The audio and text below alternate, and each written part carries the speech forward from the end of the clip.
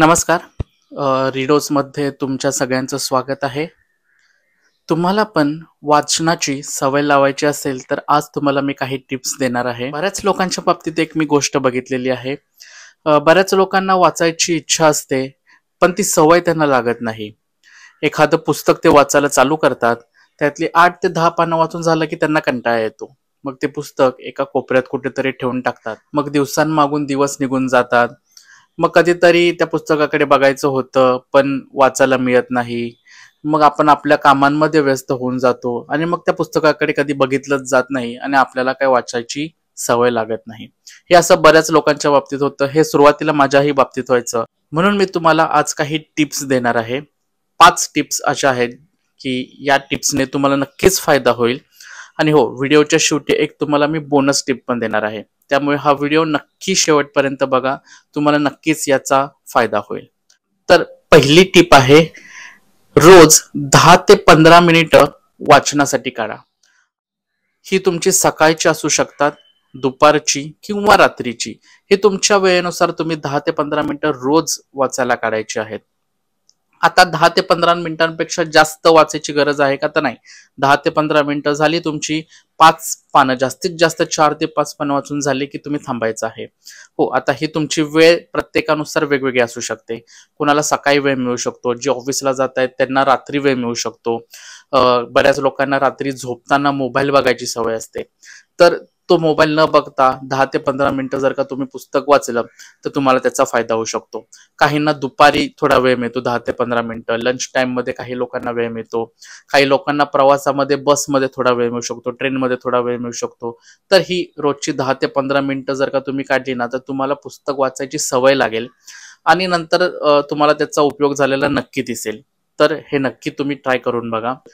Tip number 2 आहे की पुस्तक चालू करत असताना, म्हणजे पुस्तक वाचायला सुरू करत असताना अगदी लहान पुस्तकांपासून चालू करा. लहान पुस्तक म्हणजे काय, की ज्या पुस्तकाची 50, 100, 150 पाने आहेत. अगदी सुरुवात करायची म्हणून 500, 600 पानं असलेल्या पुस्तकांपासून अजिबात करू नका. याने तुम्हाला कंटाळा येईल आणि मग तुम्ही पुस्तक लांब ठेवाल तुमच्यापासून. तुम्ही वाचायला घेणार पण नाही ते परत. त्यामुळे शक्य झाल्यास पुस्तक 50, 100, 150 पानांचं असेल याची खात्री करूनच ते वाचायला चालू करा.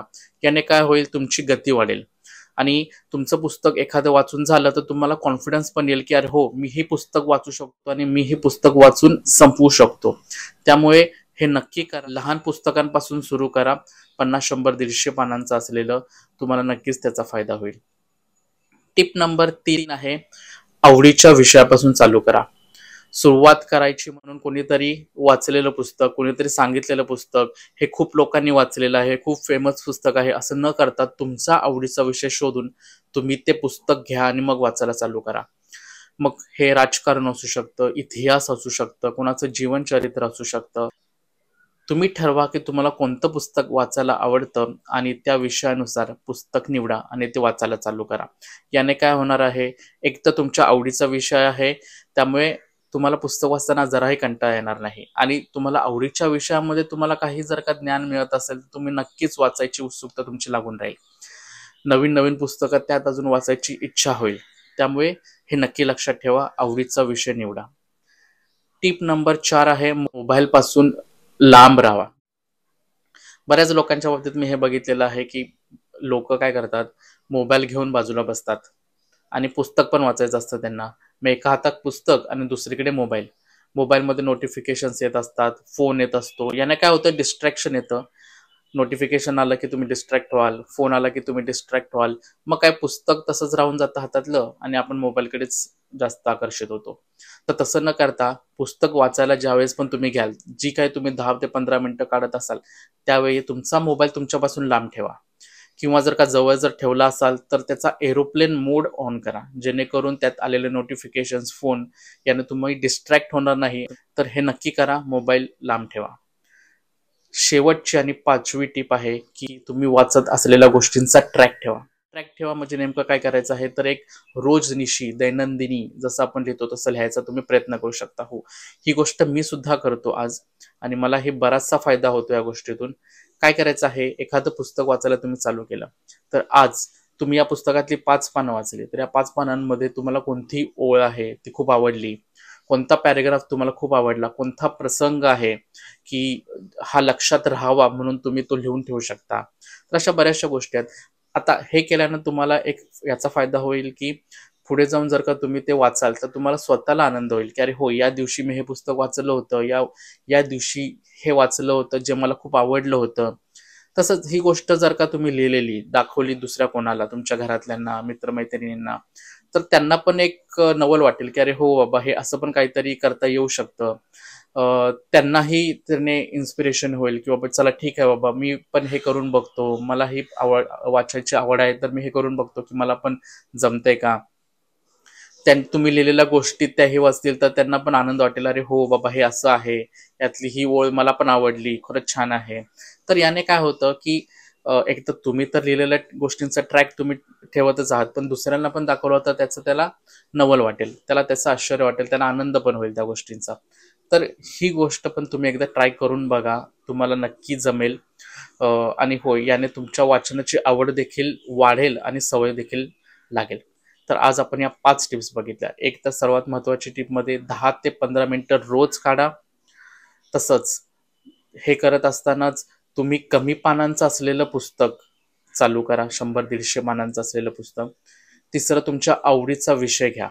या 3 गोष्टींनी काय होणार आहे, तुमच्या वाचनाची गती वाढेल आणि खूप कमी दिवसांमध्ये तुमचं पुस्तक वाचून होईल. बघा ना, जर का तुम्ही रोज एक 150 पानांचं पुस्तक घेतलं आणि रोज जर का त्यातली 5 ते 6 पानं वाचली 10 ते 15 मिनिटांमध्ये, तर जवळपास 20 ते 25 दिवसामध्ये तुमचं एक पुस्तक संपेल. 2 ते 3 महिन्यामध्ये तुमची 2 ते 3 पुस्तकं संपलेली असतील, ही लहान पुस्तकं. त्यामुळे तुमचा कॉन्फिडन्स बघा किती वाढलेला असेल. आणि हो, 2 ते 3 महिन्यांमध्ये तुम्हाला मिळालेलं ज्ञान किती वेगळं असू शकतं याचा तुम्हाला अंदाज येईल. त्यामुळे हे नक्की करून बघा. तसंच मी तुम्हाला व्हिडिओच्या सुरुवातीला सांगितलं होतं की एक बोनस टिप तुमच्यासाठी आहे. ती बोनस टिप अशी की ज्यावेळेस तुम्ही एखादं पुस्तक वाचत असाल किंवा वाचून झाल्यानंतर ते पुस्तक एखाद्याबरोबर डिस्कस करा. याने काय होईल, डिस्कशनमध्ये तुम्ही जे पुस्तक वाचत आहात किंवा वाचलेलं आहे त्याची एक उजळणी होईल. आणि जर का एखादा प्रसंग, एक इतिहासात घडलेला प्रसंग जर का तुम्ही गोष्टी स्वरूपात दुसऱ्यांना सांगितला तर त्यालाही त्याची माहिती मिळेल आणि कदाचित त्याच्यावरती एक ओपिनियन पण बनू शकतं. बोलण्यामध्ये असं असं काही निघू शकतं की पुढचा व्यक्ती म्हणेल, अरे हो, तू हे सांगतो आहेस ना या पुस्तकातलं, तर मी असंच एक दुसरं पुस्तक वाचलेलं आहे किंवा मी अशी अशी एक गोष्ट ऐकलेली आहे. तर तुम्हाला एक त्याचा वेगळा अँगल मिळू शकतो. तुम्हाला ते पुस्तक वाचण्याचं किंवा ती गोष्ट अजून जाणून घेण्याची इच्छा होऊ शकते. त्यामुळे तुमचे वेगवेगळे अँगल एकाच विषयावरती बनू शकतात. तुमचं मत एकाच विषयावरती वेगवेगळं बनू शकतं. याने तुमच्या ज्ञानामध्ये भर पडू शकते. तर हे नक्की तुम्ही करून बघा. तसंच जर का एखाद्याला तुम्ही सांगितलेल्या गोष्टीतून प्रेरणा मिळाली तर तोही विचार करू शकतो की हो ठीक आहे बाबा, मी पण हे पुस्तक वाचून बघतो, किंवा या विषयातली ही पुस्तकं आहेत तर मी दुसरं पुस्तक वाचू शकतो. तर याने नक्कीच तुम्हालाही आणि पुढच्यालाही त्याचा फायदा होईल. तर हे नक्की करून बघा. ही बोनस टिप तुमच्यासाठी आहे. तर या 5 टिप आणि ही बोनस टिप अशा जवळपास 6 टिप्स मी तुम्हाला आज दिलेले आहेत. हे नक्की तुम्ही ट्राय करून बघा आणि महिन्याला 1 पुस्तक संपवण्याचं टार्गेट तुम्ही ठेवा. सुरुवातीला पुस्तक वाचायची सवय लागणं खूप गरजेचं आहे आणि ही जर का एकदा सवय तुम्हाला लागली ना, तर बघा तुमचं आयुष्य पूर्णपणे बदलून जाईल.